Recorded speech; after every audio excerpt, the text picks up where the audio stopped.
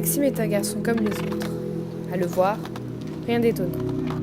Un style actuel, une moue presque encore adolescente et des occupations propres à un jeune homme de 20 ans. Ainsi, il se balade, ou plutôt, il erre dans un Paris vaste, tantôt bondé, tantôt tranquille.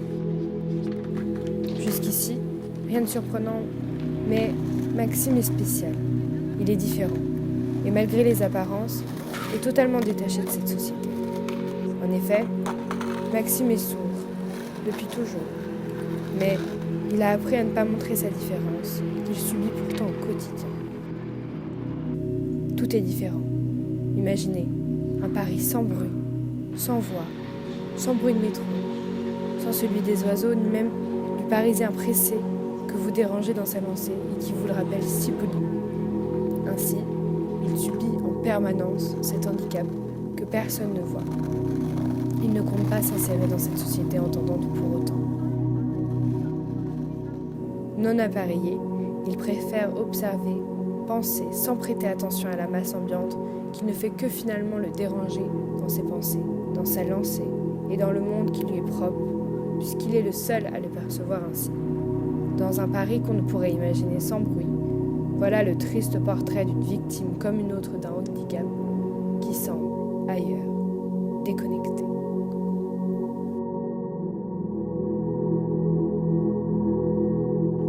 Je suis content d'être différent. De voir, de regarder, de trouver où que je sois ce qui n'est rien à vos yeux et ce qui est beau au mien. Je crois savoir pourquoi ma vue m'est si utile. Personne ne le sait lorsqu'on me voit, alors je n'ai pas besoin de vous le dire non plus. Et puis peu importe, j'interfère avec personne, je ne commencerai pas aujourd'hui. Je n'ai pas besoin de vous pour voir cette beauté, pas besoin de partager mon ressenti. Je ne subis pas mon sens absent, il me permet seulement d'accéder à quelque chose que vous, entendant, vous ne percevez pas. Et ça, c'est beau.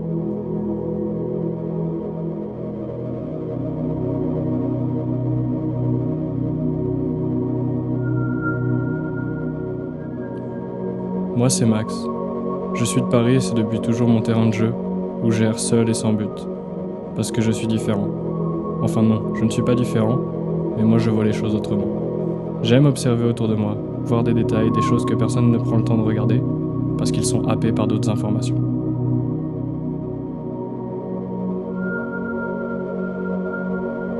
Malgré eux, on les guide dans un train-train, dans des habitudes qui fait d'eux une collectivité plus qu'une multitude d'individus différenciables. Et ainsi, on passe notre temps à rechercher l'objet, l'installation, la pensée esthétique mais sans y prêter attention plus d'une fois. On la voit lorsqu'elle apparaît, on la remarque si on est contemplatif, mais personne ne prête assez attention à la beauté des choses qui n'étaient pas conçues pour l'être.